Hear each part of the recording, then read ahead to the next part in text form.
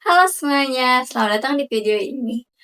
Perkenalkan, nama saya Tripusamara Herawanti dengan NIM 226511131 dari kelas 7B Akuntansi Manajerial. Di video kali ini, saya akan menjelaskan tentang materi studi kelayakan investasi. Mulai dari pengertian, tujuan, 4 aspek penunjang keberhasilan investasi, risiko, sampai kepada analisa sensitivitas. Video ini cocok buat kalian, teman-teman mahasiswa yang sedang mengerjakan tugas, ataupun buat kalian yang ingin memahami tentang dasar penilaian sebuah proyek. Kita masuk pada pembahasan yang pertama. Pertama, apa sih investasi itu? Nah, investasi adalah penempatan modal dengan harapan mendapatkan keuntungan di masa depan. Investasi dapat berupa pembelian fasilitas baru, perluasan usaha, ataupun pembelian aset. Dalam menilai investasi, perusahaan biasanya menggunakan 4 metode utama. Yang pertama, net present value. Yang kedua, payback period. Yang ketiga, internal rate of return. Dan yang terakhir adalah profitability index. Semua metode ini dapat membantu menilai apakah suatu proyek dapat memberikan nilai tambah atau tidak. Yang kedua, kita akan membahas tentang studi kelayakan investasi. Apa sih studi kelayakan investasi itu? Jadi, studi kelayakan investasi adalah proses untuk menilai apakah sebuah proyek layak dijalankan atau tidak. Analisis ini dilakukan sebelum modal dikeluarkan, supaya perusahaan tidak salah dalam mengambil keputusan. Dalam prosesnya, studi kelayakan melihat potensi keuntungan, biaya yang dibutuhkan, kesiapan teknis, kondisi pasar, sampai dampak pada sosial ekonomi. Tujuan utamanya adalah memastikan bahwa investasi yang dilakukan benar-benar menguntungkan, minim resiko, dan dapat berjalan secara berkelanjutan. Studi kelayakan membantu perusahaan mengambil keputusan yang lebih rasional dan berbasis data, bukan hanya asumsi. Kita masih dalam pembahasan selanjutnya. Jadi, selanjutnya adalah tentang sumber dana investasi. Dari mana aja sih investasi itu berasal?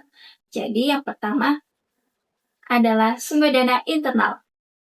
Sumber dana internal ini bisa berasal dari kas perusahaan, laba perusahaan, ataupun modal dari pemilik. Sumber ini aman karena tidak menimbulkan kewajiban bunga. Yang kedua adalah sumber eksternal. Nah, sumber eksternal ini bisa berasal dari pinjaman bank, investor, ataupun obligasi.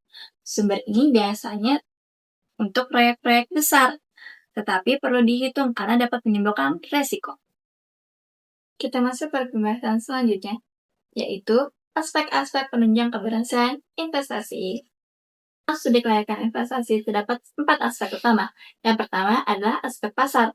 Aspek ini menilai apakah suatu produk memiliki peminat, bagaimana kondisi permintaannya, siapa pesaingnya, dan bagaimana tren industrinya. Tujuannya adalah untuk memastikan bahwa proyek memiliki peluang penjualan yang nyata. Yang kedua adalah aspek teknis.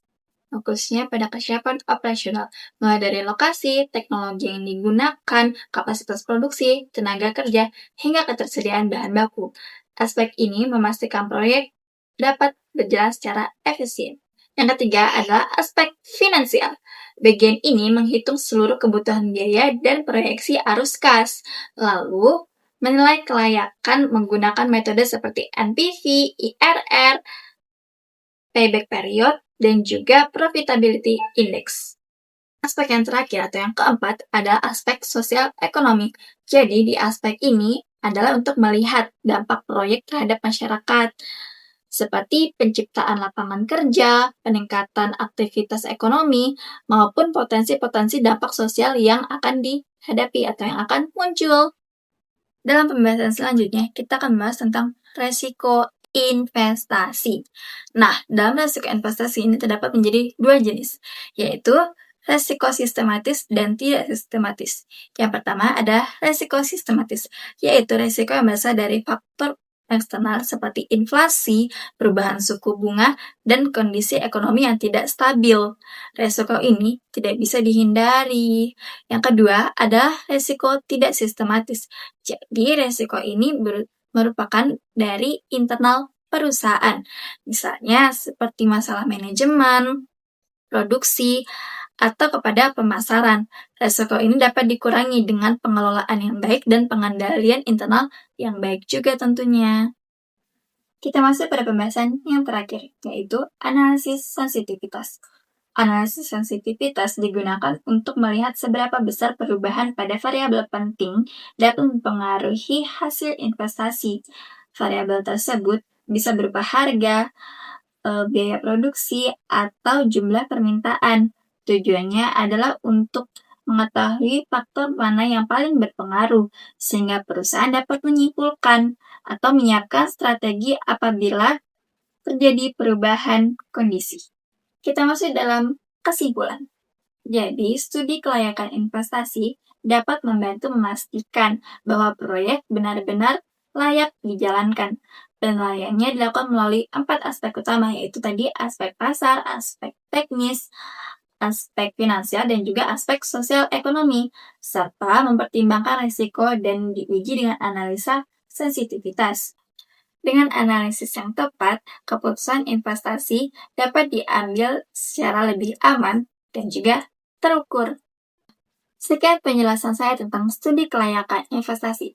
Semoga materi ini membantu kalian dalam memahami bagaimana sebuah proyek dinilai layak atau tidak.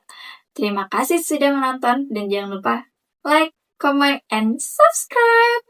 Sampai bertemu di channel YouTube berikutnya.